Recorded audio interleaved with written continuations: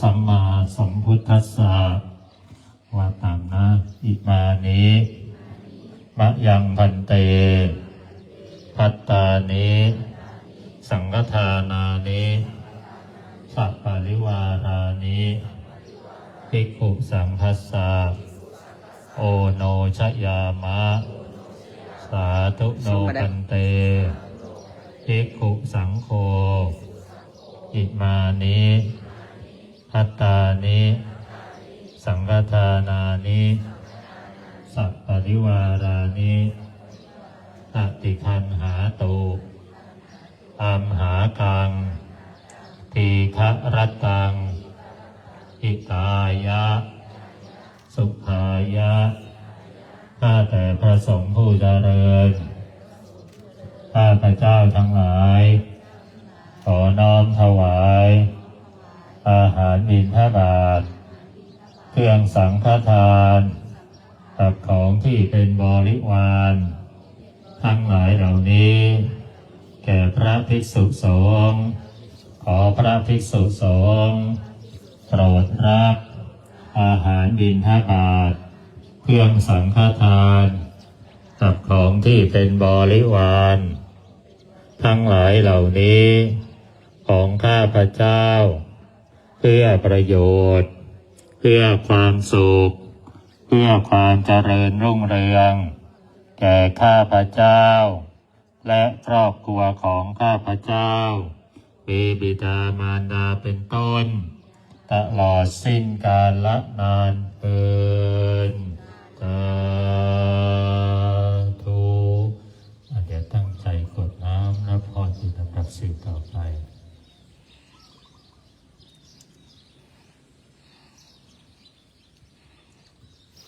ยะถาวาลิวะหาปุราปะริปุเรนติสาคลังเอวะเมวะอิโตทินังเปตานังอุปกัปปติอิชิตังปฏิตังตุมหังคิปะเมวะสมิจจตุสัพเพปุเรนตุสังกปาจันโทปนะระโสยะถามณิโชติระโสยะถาสัพพิติโยวิวาจันตุสัพพะโรโควินาศตุมาเตภวัตวันตรายโยสุขีติกายุโกภวะอภิวาทนาเสเลสเนจังวุฒาปัจจายโนวจัตตารโอธรรมาวัฏอันติอายุวันโนสุขังอารังชยสิทธิธนังลาภังสวัสดิภะคยังสุขาพลังสิริอายุจวันโนวัจโพคังวุตินยัสสวาสตวัตตาจะอายุจะจีวสิทธิภวันตุเตยมภวตุสัพพมังกลังลาอันตุสัพพเทวตาสัพพพุทธานุภาเวนัสสะตวัตถิภวันตุเตยมภวตุสัพพมังกลังลาอันตุสัพพเทวตาสัพพธรรมานุภาเวนัสสะตวัตถิภวันตุเตยมภวตุสัพพมังกลังลาอันตุสัพพเทวตาสัพพสังฆานุอาเวนัสตาสวัสดีอาวันโต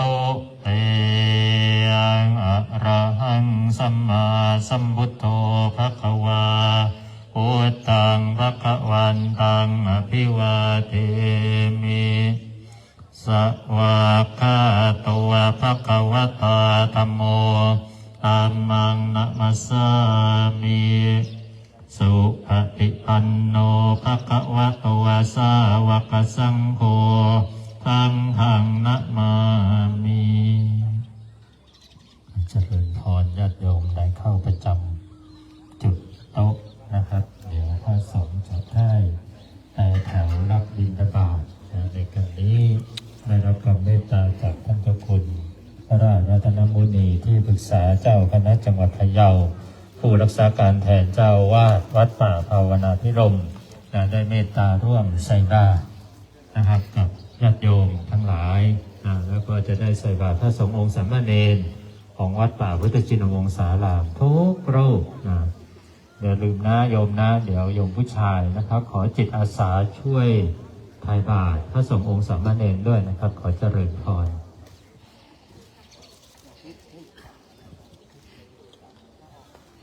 คนเดียวครับ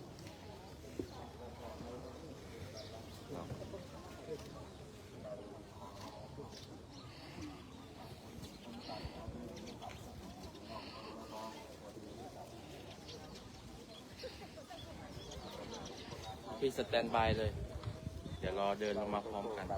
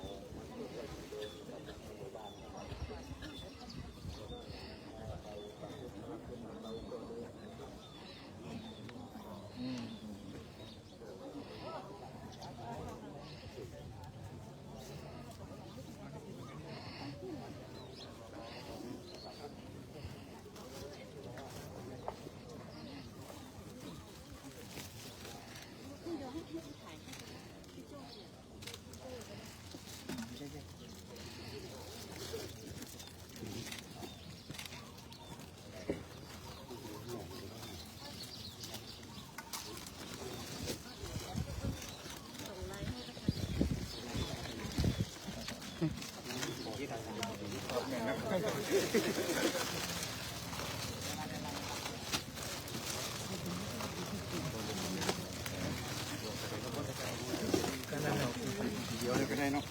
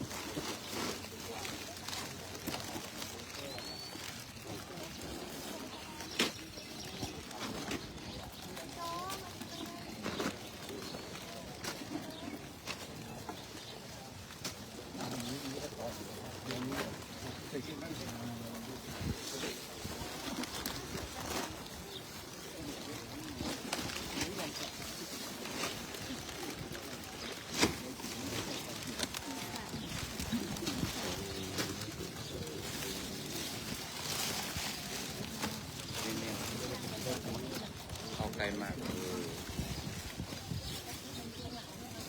ต้องเอาพระเอาเน้นเลยเนาะ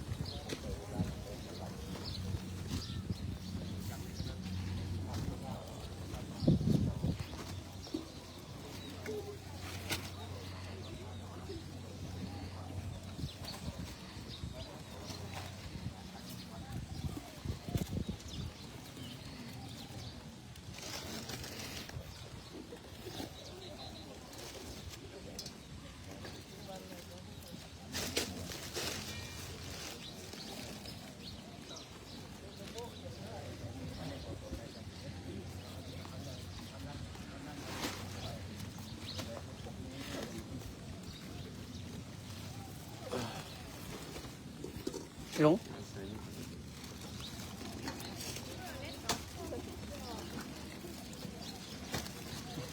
ท้อนแสง